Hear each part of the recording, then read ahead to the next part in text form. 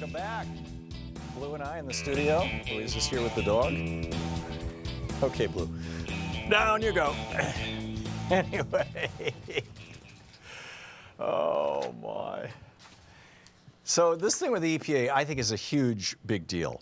And it's also symptomatic, emblematic of a much larger big deal, which is that the interests and needs of average Americans are by and large ignored by this administration and by the Republican Party as a whole. Because the Republican Party and this administration are the wholly owned shills of some very dirty industries. The chemical industry, the fossil fuel industry, you know, the banking industry, on and on it goes.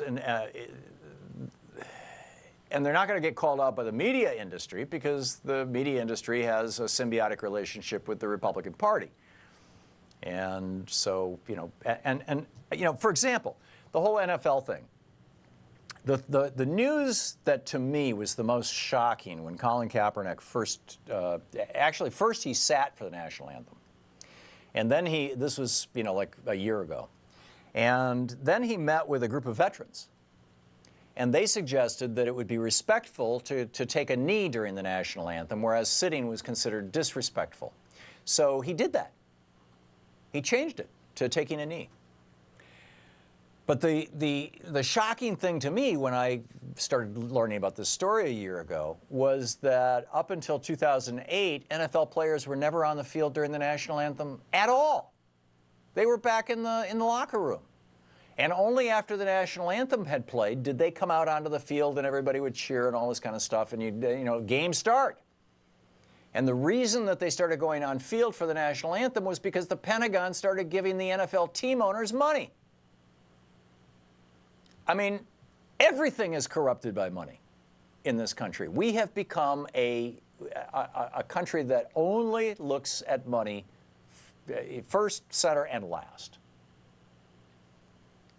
And that is, in my opinion, that is a culture, a society that is corrupted, is collapsing, is you know, rotten to the core sounds like an exaggeration, but you get what I'm saying. I mean, the old biblical saying that the love of money is the root of all evil. It's not money itself, it's the love of money. And that was, you know, the greed is good thing. This was, you know, this was Reagan's shtick, right? This was the shtick of the entire Reagan administration. You know, Michael Douglas summarized it really well in Wall Street in the movie. Greed is good. Well, no, greed is not good. Greed is one of the 7 deadly sins. Greed destroys people, it destroys countries, it destroys businesses. Yes, wanting more or wanting enough, that's a reasonable thing.